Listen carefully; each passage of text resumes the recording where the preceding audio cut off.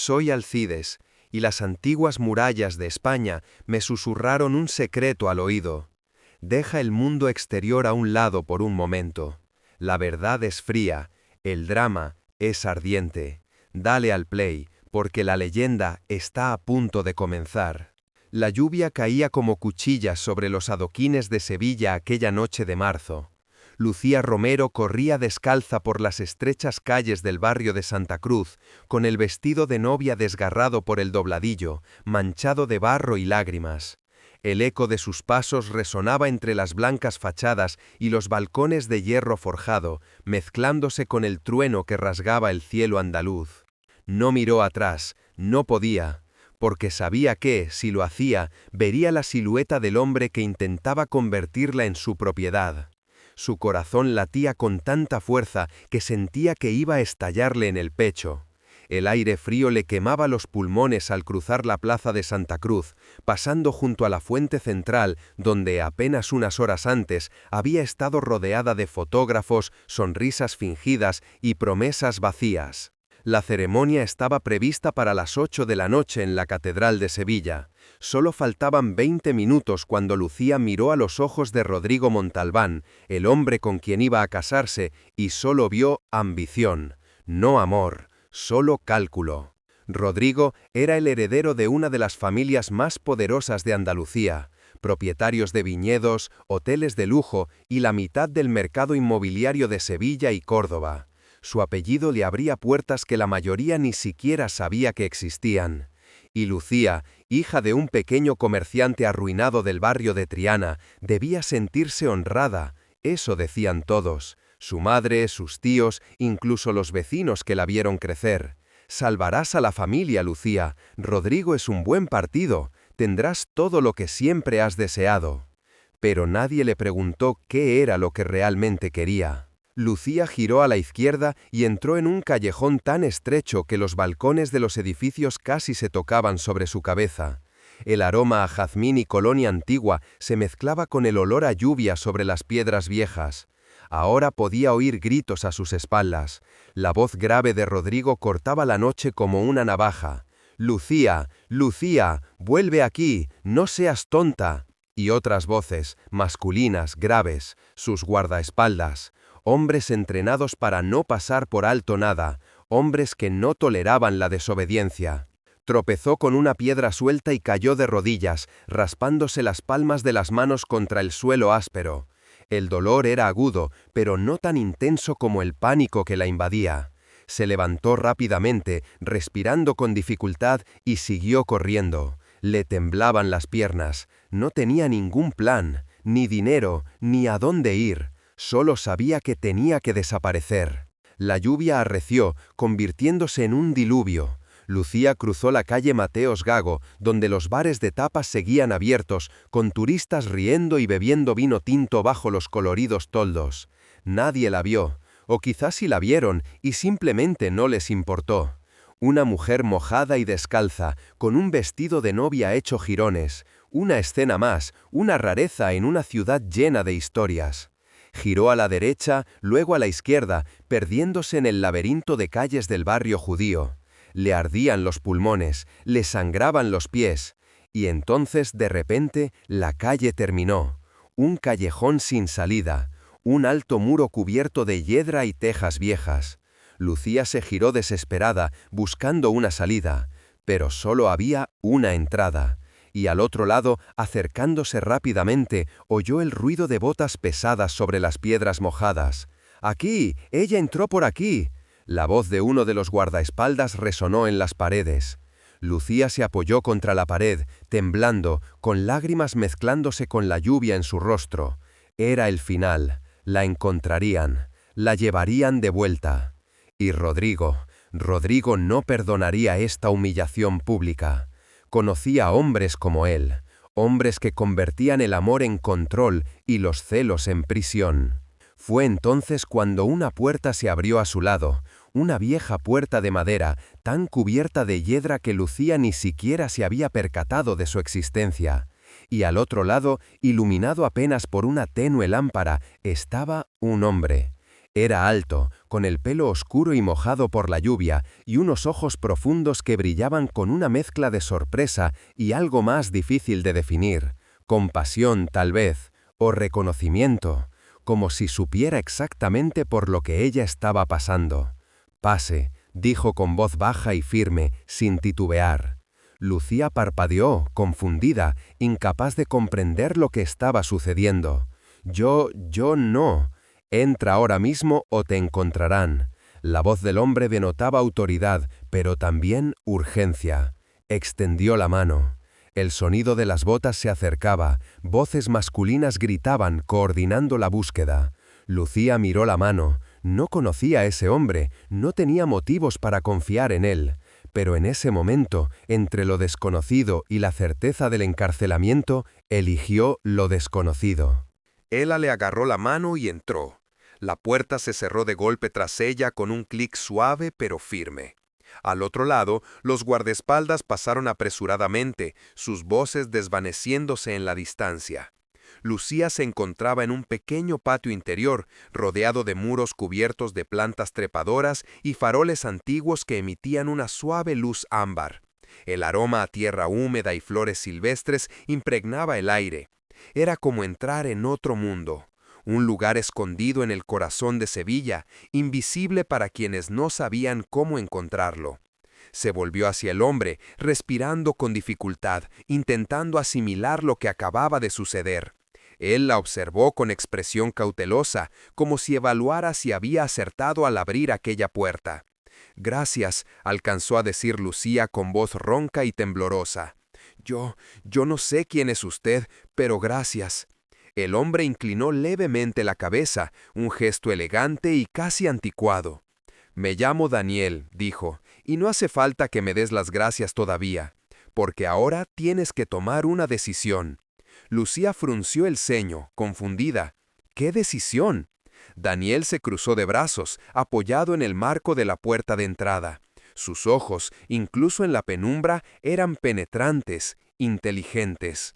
Puedes salir ahora, dejar que te encuentres y enfrentarte a lo que sea de lo que estés huyendo. O puedes decirme quién te persigue y por qué, y yo decidiré si vale la pena ayudarte. El corazón de Lucía volvió a acelerarse, esta vez no por miedo, sino por algo distinto.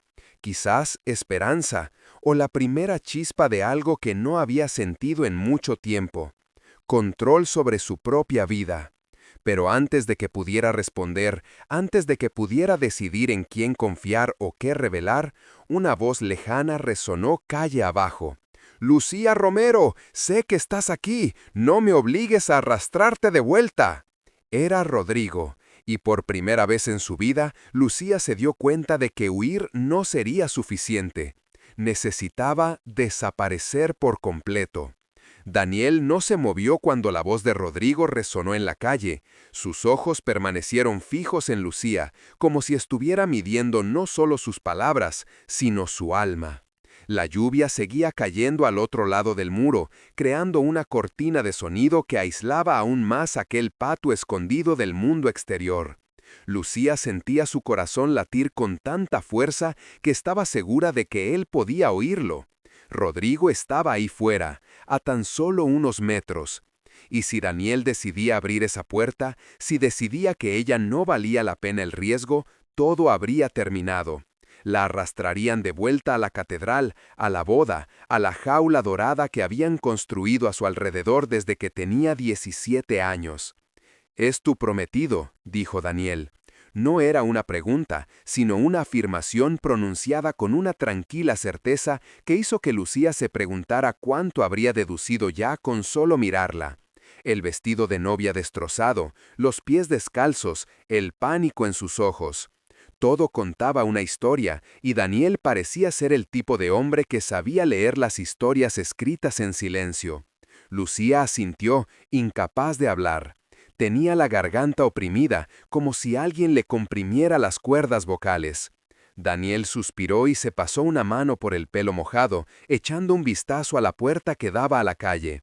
Al otro lado, Rodrigo seguía gritando, con la voz cada vez más enfadada. Lucía, esto es ridículo. Estás haciendo el ridículo delante de todo el pueblo. Vuelve ahora mismo y olvidaré esta tontería. No lo olvidará, logró decir Lucía finalmente, con voz apenas un susurro. Los hombres como Rodrigo nunca olvidan, simplemente recuerdan, y luego cobran. Daniel la observó durante un largo rato. Había algo en sus ojos que Lucía no pudo descifrar. No era lástima, era algo más profundo, reconocimiento tal vez, como si conociera muy bien la clase de hombre que era Rodrigo. Tienes razón, dijo finalmente, los hombres como él no perdonan, poseen. Caminó lentamente hacia el centro del patio, donde una pequeña fuente de piedra dejaba fluir un murmullo constante. Así que, si te ayudo, no será solo por esta noche, ¿entiendes? Si Rodrigo Montalbán te está buscando, utilizará todos los recursos, todos los contactos, hasta el último centavo para encontrarte. El apellido resonó en el patio como una campana de iglesia, Montalbán, un nombre con gran peso en toda Andalucía. Lucía observó a Daniel con más atención. No parecía sorprendido, no parecía intimidado, y eso de algún modo resultaba aún más extraño. Cualquiera en Sevilla conocía a la familia Montalbán, cualquiera habría reaccionado al oír ese nombre, pero Daniel se limitó a mirarla, esperando su reacción. ¿Por qué me ayudarías?, preguntó Lucía, alzando la voz. No me conoces, no sabes nada de mí. ¿Por qué arriesgarte a tener problemas con alguien como Rodrigo? Daniel sonrió por primera vez, pero no era una sonrisa feliz, era una sonrisa cansada, amarga incluso. Porque sé perfectamente lo que es que te persiga alguien que cree que puede comprarte. Se giró y caminó hacia la puerta interior de la casa. Pasa, tienes frío, te daré ropa seca y algo caliente para beber. Luego decidiremos qué hacer contigo. Lucía vaciló. Todo en ella denotaba desconfianza. Daniel era un desconocido, podía ser peligroso, podía tener segundas intenciones. Pero al ver la puerta que daba a la calle, al oír de nuevo la voz de Rodrigo acercándose, comprendió que no tenía otra opción.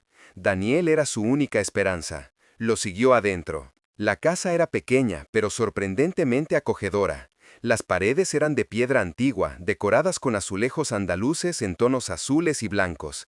En un rincón del salón había una chimenea encendida, cuyo crepitar suave llenaba el espacio de una calidez reconfortante. Los libros se apilaban sobre cualquier superficie disponible, mesas, estanterías, incluso el suelo.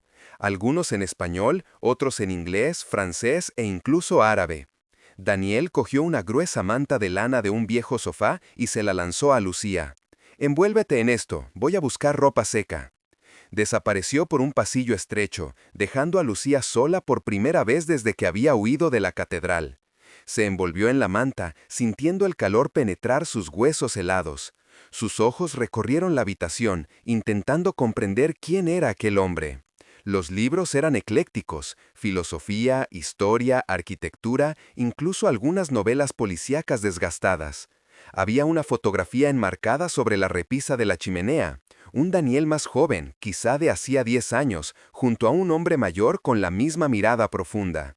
Padre e hijo, probablemente. Pero algo en la imagen parecía pesado. Había tristeza, incluso en la sonrisa congelada en el tiempo. Daniel regresó vestido con pantalones deportivos, una camiseta sencilla y calcetines gruesos. «El baño está allí», dijo, señalando una puerta lateral. «Cámbiate, hablamos luego». Lucía obedeció sin rechistar. En el pequeño baño, se quitó el vestido de novia hecho jirones y lo dejó caer al suelo como si fuera piel muerta. Se miró al espejo por primera vez desde su huida. Tenía el pelo enredado, la cara manchada de rímel corrido y los ojos rojos e hinchados. Pero también había algo distinto en ellos, una chispa, una determinación que no había visto en años.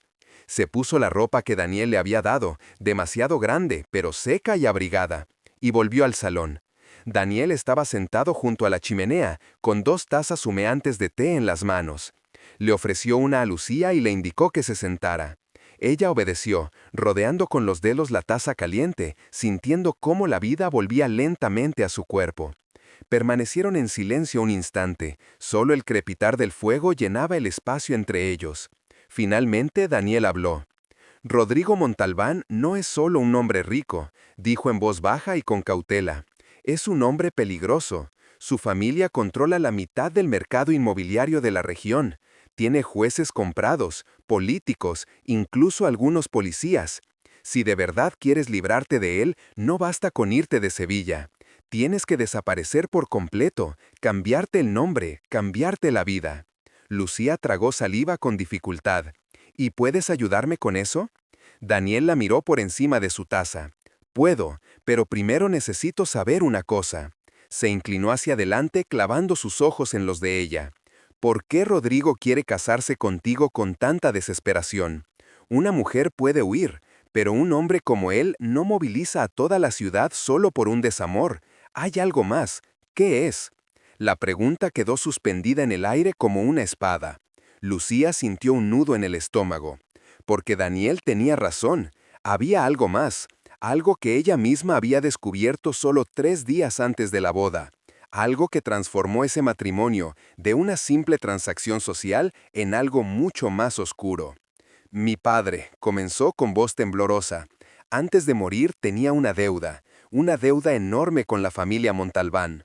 Y cuando murió, Rodrigo apareció en mi puerta. Dijo que la deuda podía ser perdonada si me casaba con él. Cerró los ojos conteniendo las lágrimas. Pero eso no es todo. Hace 3 días encontré documentos en la oficina de Rodrigo. Mi padre no debía dinero. Tenía algo que la familia Montalbán quiere, y soy la única que sabe dónde está. Daniel se quedó completamente quieto. ¿Qué? ¿Qué tenía tu padre? Lucía abrió logas a los de él. Una escritura, de una propiedad en el centro de Sevilla. Una propiedad que vale millones y que legalmente me pertenece. El silencio que siguió fue absoluto. Daniel no se movió, ni siquiera parpadeó. Y entonces, muy lentamente, una extraña sonrisa apareció en sus labios. No era una sonrisa de felicidad, era la sonrisa de alguien que acababa de comprender un juego mucho más complejo de lo que jamás había imaginado. ¿Qué propiedad?, preguntó con una voz peligrosamente tranquila. Lucía vaciló, pero había llegado demasiado lejos como para detenerse ahora. El antiguo Palacio de Altamira, en pleno corazón del barrio de Santa Cruz. Daniel soltó una risita corta, casi incrédula. Se levantó, caminó hacia la ventana y miró la lluvia que seguía cayendo afuera. Cuando volvió a hablar, su voz había cambiado. Había algo nuevo en ella, algo cortante. «Lucía», dijo sin volverse, «¿tienes idea de lo que me acabas de decir?» Negó con la cabeza confundida. Es solo una propiedad antigua. Vale dinero, sí, pero...» «No es solo una propiedad», dijo Daniel, girándose lentamente. Por primera vez, Lucía vio algo en sus ojos que la hizo retroceder instintivamente. No era ira, no era miedo, era poder. El Palacio de Altamira lleva 50 años sin estar en venta. Quien lo posea controlará el desarrollo de todo el barrio de Santa Cruz. Hoteles, restaurantes, turismo. Estamos hablando de cientos de millones de euros. Lucía sintió que el suelo desaparecía bajo sus pies. Yo no lo sabía. Es solo una propiedad antigua. Vale dinero, sí, pero... «No es solo una propiedad», dijo Daniel, girándose lentamente. Por primera vez, Lucía vio algo en sus ojos que la hizo retroceder instintivamente. No era ira, no era miedo, era poder. El Palacio de Altamira lleva 50 años sin estar en venta. Quien lo posea controlará el desarrollo de todo el barrio de Santa Cruz. Hoteles, restaurantes, turismo. Estamos hablando de cientos de millones de euros. Lucía sintió que el suelo desaparecía bajo sus pies. Yo no lo sabía». «Claro que no lo sabías», dijo Daniel, acercándose a ella y agachándose a ella. «Pero Rodrigo sí lo sabía, y por eso nunca te dejará ir, porque sin ti lo pierde todo». A Lucía le temblaban las manos. La taza de té cayó al suelo, haciéndose añicos. «¿Y ahora qué hago? ¿Cómo puedo luchar contra alguien así?» Daniel le tomó el rostro entre las manos, obligándola a mirarlo, y lo que vio en esos ojos la dejó sin aliento. No era compasión, no era dulzura, era absoluta determinación. No estás luchando contra él sola, dijo Daniel, estás luchando conmigo. Porque, Lucía, hay algo que también necesitas saber sobre mí. Se levantó y caminó hacia un escritorio en la esquina de la habitación. Abrió un cajón y sacó un sobre amarillento. Se lo arrojó al regazo a Lucía.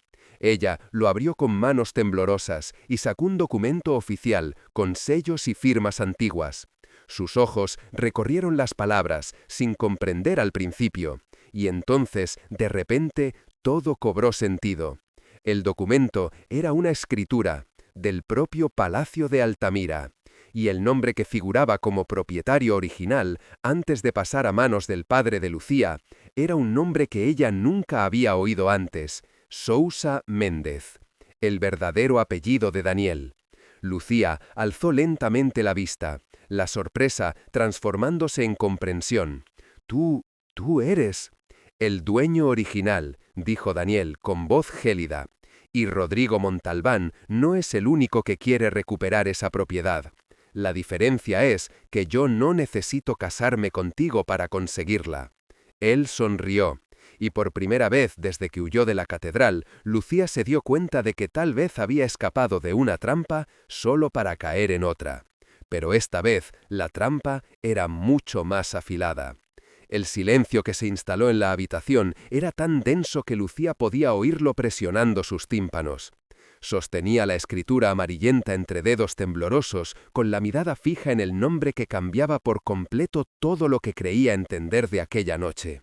Daniel, o quien fuese en realidad, estaba ante ella, su silueta recortada contra la luz de la chimenea, transformándolo en algo entre un salvador y una sombra amenazante. Lucía sintió un vuelco en el estómago. Había huido de Rodrigo solo para caer en manos de otro hombre que quería lo mismo: el Palacio de Altamira, la propiedad que su padre había mantenido en secreto hasta el día de su muerte, la propiedad por la que hombres poderosos estaban dispuestos a todo. «Me mentiste», dijo Lucía con voz firme a pesar del temblor que amenazaba con quebrarla. «Me hiciste creer que me ayudabas, pero en realidad solo querías esa maldita propiedad». Arrojó la escritura al suelo y se puso de pie con dificultad. «No eres diferente de Rodrigo, solo que usaste otro método». Daniel no se movió, no reaccionó, simplemente la observó con esos ojos oscuros que parecían ver a través de todas las capas de ira y miedo que Lucía intentaba usar como armadura. Y entonces, para su completa sorpresa, comenzó a reír. No era una risa cruel ni burlona, era una risa cansada, casi triste. «Tienes razón», dijo, acercándose a la chimenea y apoyando el brazo en el borde de piedra. «Mentí, pero no como crees». Miró las llamas danzantes como buscando las palabras adecuadas. «Mi abuelo construyó ese palacio con sus propias manos. Fue la obra de su vida. Era solo un carpintero, pero tenía visión. Sabía que Santa Cruz se convertiría en el corazón turístico de Sevilla. Compró el terreno cuando nadie más lo quería y construyó algo magnífico. Y luego, cuando yo tenía 20 años, mi padre lo perdió en una apuesta». Lucía parpadeó, confundida. Daniel se giró hacia ella y ahora había algo en su rostro que antes no estaba. Dolor, dolor genuino. «Mi padre era jugador, un jugador compulsivo que creía que una sola gran victoria resolvería todos nuestros problemas. Y una noche, en una mesa de póker clandestina en el sótano de un hotel en Triana, apostó el Palacio de Altamira. Y perdió, contra tu padre». Las palabras impactaron a Lucía como un puñetazo en el estómago. Se tambaleó, apoyándose contra la pared. Mi padre. No, mi padre era un hombre honesto. Él nunca. Tu padre era un hombre honesto, interrumpió Daniel con suavidad. No quería aceptar la propiedad. Le dijo a mi padre que no era justo. Pero las reglas del juego eran claras, y había testigos, hombres peligrosos. Así que aceptó. Pero hizo una promesa. Dijo que custodiaría el palacio hasta que mi padre pudiera recuperarlo. Pero mi padre nunca tuvo el dinero, Y cuando murió, 3 años después, la promesa murió con él. Daniel se acercó a Lucía y se detuvo a escasos centímetros de ella. Pero tu padre cumplió su palabra de otra manera. Nunca vendió el palacio, nunca lo tocó, lo vigiló, porque sabía que algún día alguien de mi familia vendría a reclamarlo. Las lágrimas comenzaron a rodar por el rostro de Lucía. No intentó detenerlas. Ahora todo tenía sentido. Las conversaciones susurradas que su padre tenía hasta altas horas de la noche, los documentos ocultos, la forma en que siempre miraba a Santa Cruz con ese peso sobre sus hombros. Cargaba con la culpa de haber destruido la vida de otra familia. ¿Por qué no viniste antes?, preguntó con la voz quebrada. ¿Por qué esperaste hasta ahora? Porque no lo sabía, dijo Daniel sencillamente. Pasé años intentando rehacer mi vida tras la muerte de mi padre. Trabajé en la construcción, en economía, en inversiones. Gané dinero, mucho dinero. Y cuando por fin tuve los recursos para localizar el palacio, descubrí que tu padre había muerto y que Rodrigo Montalbán tenía la vista cuesta en la propiedad. Así que vine a Sevilla, alquilé esta casa y esperé, porque sabía que tarde o temprano Rodrigo haría su jugada, y tú quedarías atrapada en medio. Lucía se secó las lágrimas con el dorso de la mano. Así que me usaste como cebo. No, dijo con tanta firmeza que Lucía alzó la vista para encontrarse con la suya. Pensaba buscarte, hablar contigo, explicarlo todo. Pero esta noche vi a una mujer corriendo bajo la lluvia con un vestido de novia y me di cuenta de que se me había acabado el tiempo. Rodrigo ya había actuado y tú estabas en peligro. Extendió la mano pero no la tocó. La dejó allí, suspendida entre ellos. Te traje adentro porque no podía permitir que te llevara, no porque quisiera la propiedad, sino porque nadie merece ser propiedad de otro. Lucía miró la mano extendida. Todo su ser le gritaba que no confiara, que no creyera.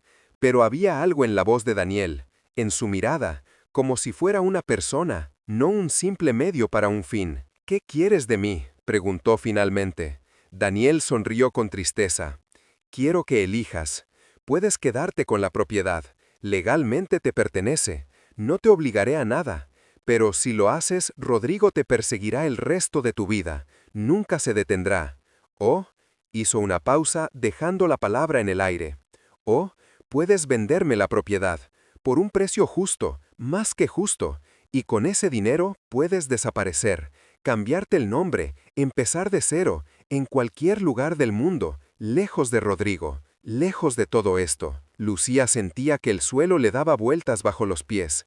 Era una decisión imposible. Conservar la propiedad significaba vivir con miedo. Venderla significaba confiar en un desconocido. Pero al mirar a Daniel, al hombre que le había abierto la puerta en una noche tormentosa, se dio cuenta de algo. Había tenido todas las oportunidades para aprovecharse de ella. Podría haberla entregado a Rodrigo, podría haberla chantajeado. Pero no hizo nada de eso. Le dio a elegir. ¿Cuánto?, preguntó. Daniel mencionó una cifra tan grande que Lucía tuvo que apoyarse de nuevo contra la pared. Era más de lo que jamás había soñado tener, más que suficiente para desaparecer, para vivir cómodamente durante años, para ser libre. ¿Y qué ganas con eso?, preguntó con suspicacia. Justicia, dijo Daniel sencillamente. Mi abuelo construyó ese lugar con amor. Mi padre lo perdió por su debilidad, y yo lo restauraré.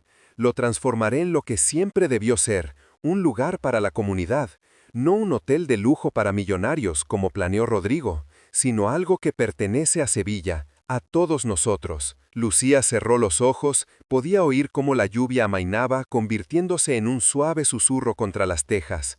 Pensó en su padre, en cómo había guardado aquel secreto, en cómo había intentado hacer lo correcto incluso cuando el mundo entero parecía estar en su contra, y se dio cuenta de que ahora tenía la misma opción, hacer lo correcto o hacerlo fácil. Abrió los ojos. Puedo ver, dijo, pero con una condición. Daniel la dio la cabeza. ¿Cuál? Me ayudas a desaparecer, completamente. Documentos nuevos, nombre nuevo, una vida nueva. Dio un paso al frente con la voz cada vez más firme. Y te aseguras de que Rodrigo nunca me encuentre. Daniel extendió la mano. Tenemos un trato. Lucía miró aquella mano. Y entonces, por primera vez en años, tomó una decisión que fue completamente suya. La apretó. 6 meses después, una mujer caminaba por las calles de Barcelona con una sonrisa en el rostro y un nuevo nombre en su cartera. Tenía un pequeño apartamento con vistas al mar, un trabajo como diseñadora gráfica independiente y por primera vez en su vida dormía sin miedo. En Sevilla, el Palacio de Altamira había sido restaurado y transformado en un centro cultural comunitario. Los titulares de los periódicos hablaban del misterioso inversor que había devuelto el edificio histórico al pueblo. Nadie sabía su nombre. Nadie hacía preguntas. ¿Y Rodrigo Montalbán? Bueno, los hombres como él siempre encuentran otras presas, otras posesiones, otros juegos de poder. Pero una noche lluviosa de marzo aprendió que algunas mujeres no se pueden comprar, no se pueden poseer. Algunas mujeres eligen huir. Y cuando encuentran a la persona adecuada en el momento adecuado, descubren que huir no es el final. Esto es solo el comienzo. Soy Alcides, y las antiguas murallas de España acaban de susurrar el final de esta historia. Pero ahora quiero saber tu opinión. ¿Qué te pareció la decisión de Lucía? ¿Habrías confiado en Daniel? Escribe en los comentarios desde qué ciudad de España estás viendo este vídeo y dime, ¿habrías vendido el palacio o habrías luchado por conservarlo? Si esta historia te ha conmovido, te ha hecho reflexionar, te ha provocado alguna emoción, no olvides suscribirte al canal y activar la campanita para no perderte las próximas historias que las antiguas murallas tienen que contar. Porque en cada rincón de España hay un secreto esperando ser revelado, y yo estaré aquí para contarlos. Hasta la próxima.